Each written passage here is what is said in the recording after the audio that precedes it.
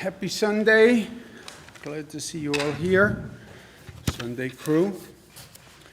Hope you're getting overtime, double overtime, triple overtime. I'm on comp time. I have enough comp time to take off 9 years now. I've added it up. Let's look at the facts today. Total hospitalization is down. Good news. Net change is down, intubations is down, and new COVID hospitalizations are down. So it's a good day across the plate. It is interesting, and we've always been talking about this and been looking at this. It is interesting to see how the decline has actually been relatively flat. Remember, we always talked about, we knew how steep the incline was, what was the decline going to look like, what was the contour of the mountain going to look like. Look how long it takes on the way down compared to on the way up. That's why those spikes are dangerous. Once you have the spike, coming down from the spike is a prolonged period of time. Number of deaths are down, 139. At a different time and place, if I had that news to deliver, that would be incredibly shocking to people. Only in this environment is it not shocking. And relative to where we were, it's good news. Again, we're right about where we were when we started. We just want to make sure we never go back to where we were. Question is reopening, not reopening or not. Everybody wants to reopen. Nobody wants to reopen more than I do. Question is how. We've said the 5 upstate regions are reopening. We say have said there's a dashboard with all the facts and data that are driving these decisions. There's been a shift in the capital region and in Western New York, where on the 7 metrics, they are now qualified for reopening. There is still a need to increase tracing, the number of people who are prepared to do tracing, and that is a pure administrative function, and we'll be working with both Capital Region and Western New York to get that tracing up, but that is a purely administrative function. In the Capital District, we need 383 tracers. We need an additional 166 identified. Western New York, we need 521. We need an additional 352. We'll be talking to the regional heads today to find those additional personnel and get them trained and get them ready. But that's the only function that has to be performed for those regions to open. And again, that's something that we anticipated, and that's just administrative, and working together with the regions, we can get that done. So that's good news. Today is day 78. Day 78, or 78 days, a long time or a short time. You can argue both. When you shut down everything and you've gone through the trauma that we've gone through, 78 days is a long time. And people are feeling it, and they're feeling it in a number of ways. We've talked about it, but I don't know that any of us have really explored the depths of the mental health issues that have been created inadvertently through these 78 days. We've been so anxious about the day-to-day and operationally oriented. We've been talking about hospitalizations, talking about deaths, talking about infection rates. But there's also a more subtle but very present mental health crisis that has been going on. Don't underestimate the trauma that this has created for people. Out of the blue comes this virus, something we've never seen before. You're living a science fiction movie. It's been incredibly anxiety-producing, traumatic, disturbing, and we've felt and seen all along evidence that this is creating a significant mental health challenge for people. Look at some of these numbers now that people are reporting. The number of Americans who are reporting serious mental distress, up to 38%, doesn't even discriminate by age, right? 18 to 44. It's a multiple of what it's ever been. And this is something that I think deserves more attention than it has gotten because it's very real. How are you? Is a simple question that we ask. How are you really? The Mental Health Coalition is working on a project. My brother-in-law, Kenneth Cole, his daughter, my niece, Katie Cole, who is a tech genius, are working with the Mental Health Coalition, and they have a website, How Are You Really? And they ask people to answer that question and share their feelings and their thoughts. But not just, how are you? How are you? Oh, I'm doing fine, thank you. How are you? I'm okay. How are you? You know, pretty much all right, getting by. Yeah, forget that answer. How are you really means let's get to a different depth in the question and a different depth in the answer. How are you really? You can't be fine, right? It's not a trite answer. We're going through hell. How are you when you're going through hell? Not good. That's what happens when you're going through hell. I'm not good. I'm anxious. I'm stressed. I'm nervous. I'm afraid. I'm living a science fiction movie. I'm afraid. That's how I am. We're not comfortable talking about that, right? That's not the normal social back and forth. The how are you doing question is almost a throwaway. How are you doing? The expected response is fine. It's almost a rhetorical question. How are you doing? Fine, good. How are you doing really? And let's talk about it. And let's be aware of it. And yeah, government can do a lot and groups can do a lot. We can also do a lot in our own lives, with our own families. And I'm trying with my family on the telephone, the ones I have in person. How are you doing? Really? Really, let's talk about this. I want you to understand how I feel and the stress I feel. And how are you doing, really? It sounds simple, but I think it can be very constructive individually. I know it's been helpful for me. And this how are you really can actually provoke a good conversation. So I would suggest people look at it. For people who have issues, we have a support hotline where we've asked mental health professionals to volunteer their time to connect by FaceTime or on the telephone. We've had a tremendous response. Use it. This is nothing to be ashamed of ever in life, but especially now. Of course, there's going to be mental health issues. And of course, people are going to have stress that they need to work through and anxiety that they need to work through. Nothing to be ashamed of, ever, but especially now. Also at headspace.com, that has been very helpful, and we thank them for their support. On the reopening strategy, we've said all along that it's data-driven, and a big piece of the data-driven strategy is the testing component.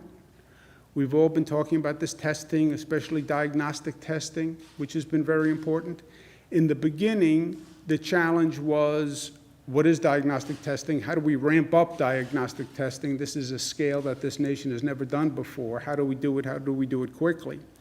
And it involved the federal government, it involved the state governments. FDA had to approve tests. We then had to get our labs up and running.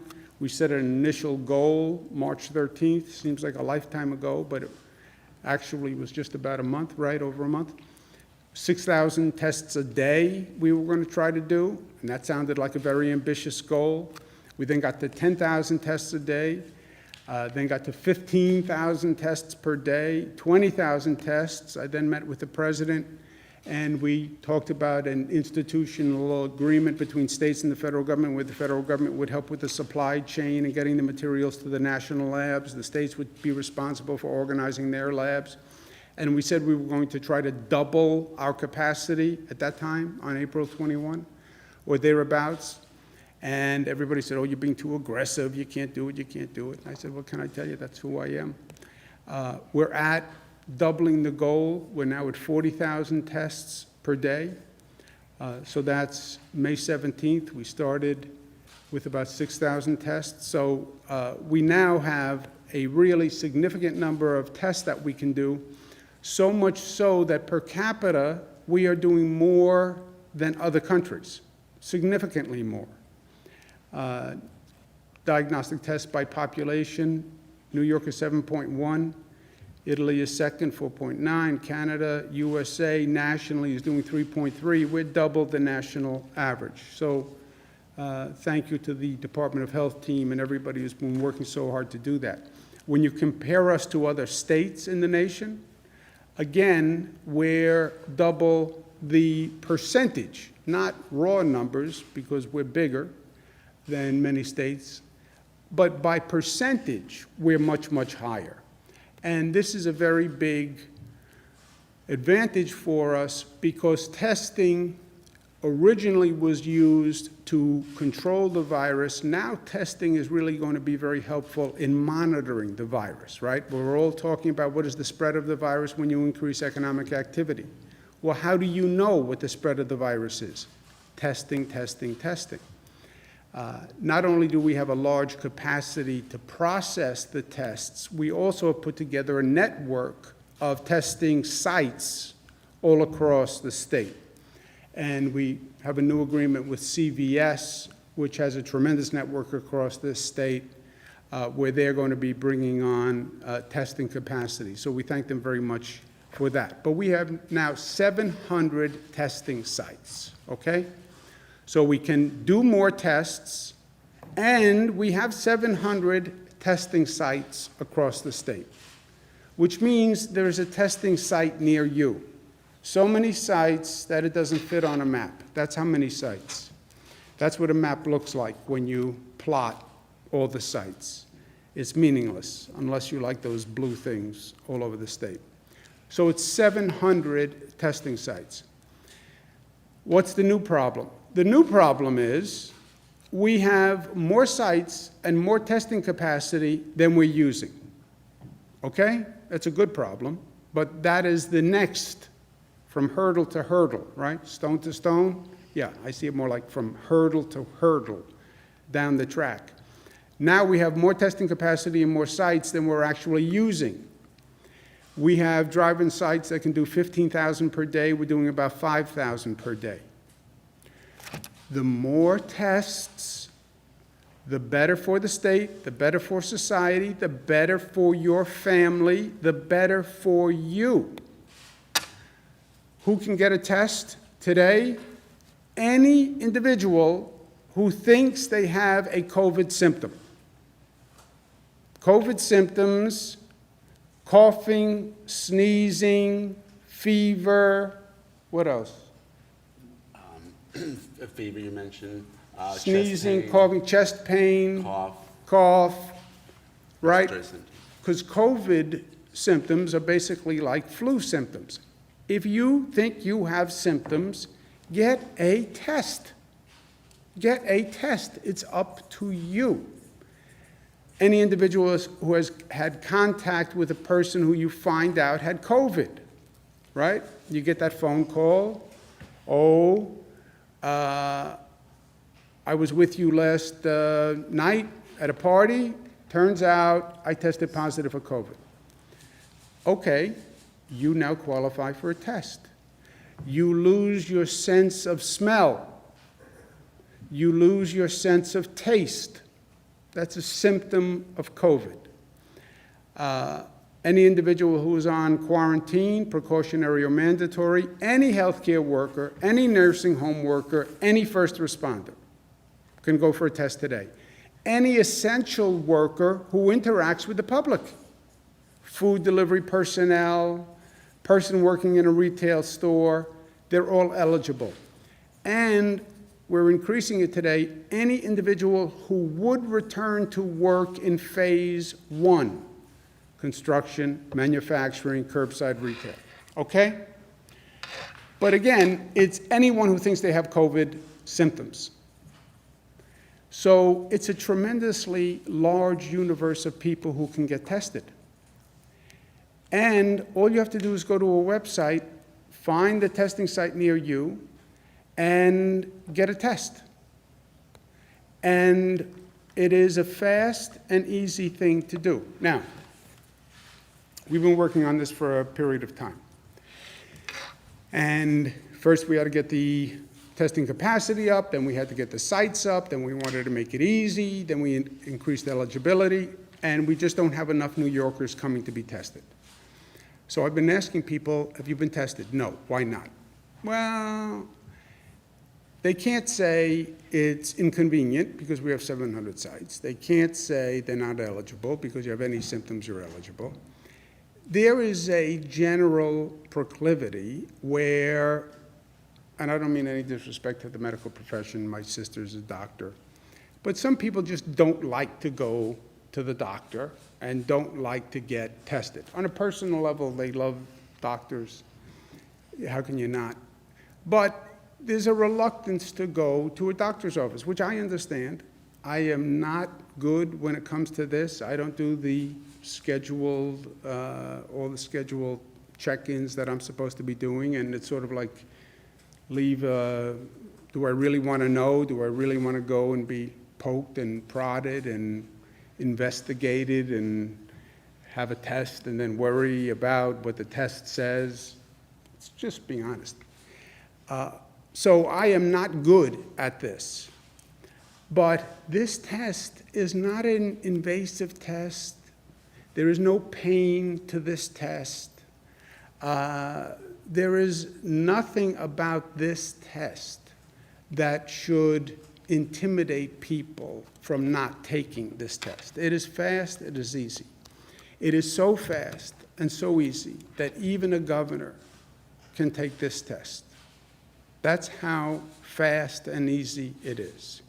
And for you doubting Thomases, which is what you all are, gender neutral, because by profession you are doubting Thomases, I'm going to show you how fast and easy it is to take a test and demonstrate why there should be no reluctance.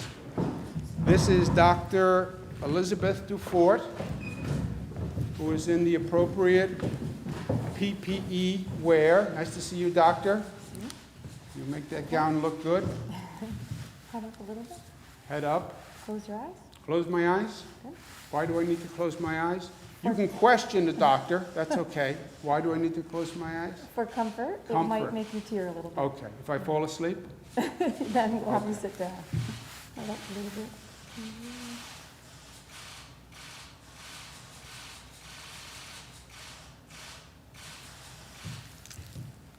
That's it? Yeah, That's it? that's all. Nothing else? That's all. Told you. Thank you very much, doctor.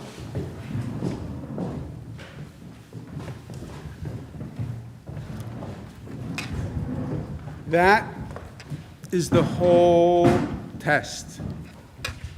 I'm not in pain. I'm not in discomfort. Closing my eyes was a moment of relaxation. There is no reason why you should not get the test. And you don't even have to be New York tough to take that test. You do have to be smart to get that test, and you have to be united, and you have to be disciplined for the period of time that you close your eyes. And you have to love yourself and love your family and love New York. Questions?